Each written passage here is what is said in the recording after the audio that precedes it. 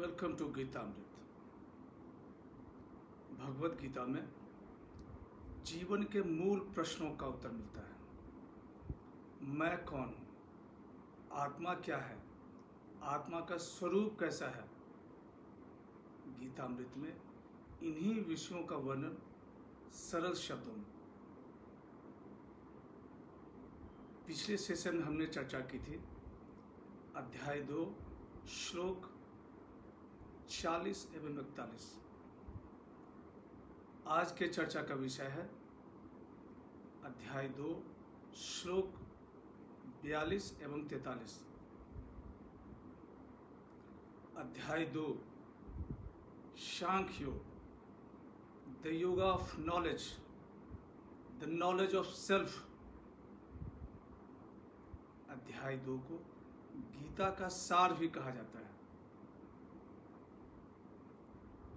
श्लोक 42।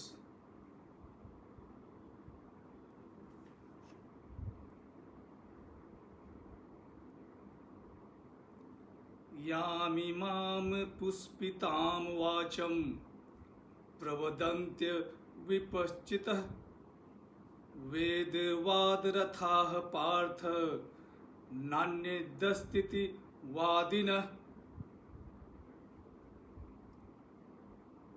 भगवान श्री कृष्ण कहते हैं कि हे अर्जुन, वेदों को अज्ञानी पुरुष गलत तरीके से लोगों के सामने प्रस्तुत करते हैं। The ignorant people present Veda incorrectly before the public. श्लोक 43।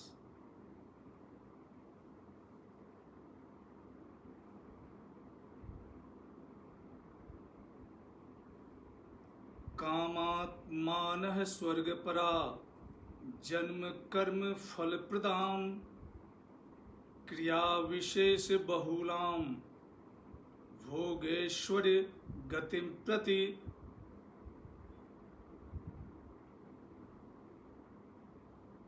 कामनाओं से युक्त स्वर्ग को श्रेष्ठ मानने वाले लोग भोग एवं ऐश्वर्य प्राप्ति के लिए अनेक क्रियाओं को बताते हैं। People full of worldly desires who consider Swarg as the ultimate goal of life recommend many rites and rituals to accomplish this.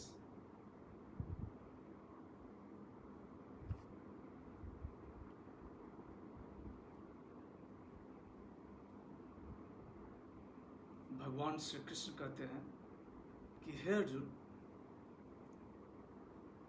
वेदों को अज्ञानी पुरुष गलत तरीके से लोगों के बीच में प्रस्तुत करते हैं। जो कामनाओं से युक्त हैं,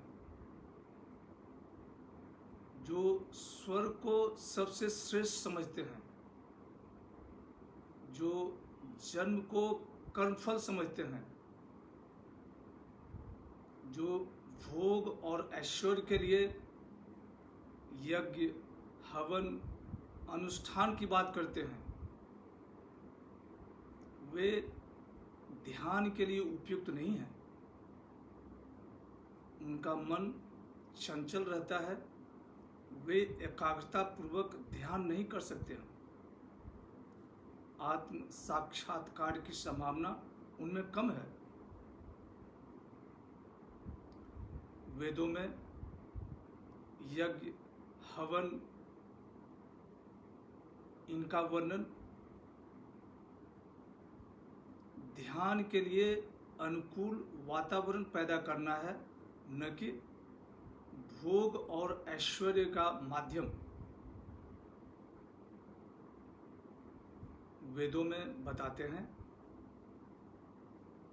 यज्ञ हवन अनुष्ठान कर्म फल की प्राप्ति के लिए। rites and rituals for accomplishments of fruits of action। Gita में भगवान श्री कृष्ण कहते हैं कर्मफल का त्याग, निष्काम कर्म, renunciation of fruits of action. वेदों में बताते हैं यज्ञ, हवन, अनुष्ठान इच्छाओं की प्राप्ति के लिए, rites and rituals for fulfilling selfish desires। Gita में भगवान श्री कृष्ण कहते हैं इच्छाओं का त्याग, रिनंसिएशन ऑफ सेल्फिश डिजायर्स। वेदों में बताया गया है स्वर्ग ही सबसे श्रेष्ठ। गीता में भगवान श्री कृष्ण कहते हैं कि जीवन का लक्ष्य है मोक्ष, ब्लिस, हैप्पीनेस, खुशी। इच्छा और खुशी, इन दोनों में बड़ा गहरा संबंध है। They are inversely proportional. इच्छाएं जितनी ज़्यादा होगी, खुशी उतना कम। आज के परिवेश में, इस मटेरियलिस्टिक वर्ल्ड में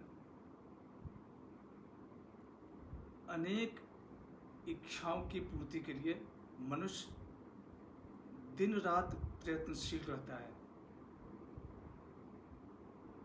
न दिन में चैन, न रात में नींद।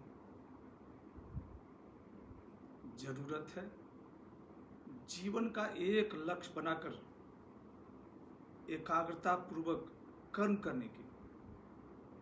सफलता निश्चित है।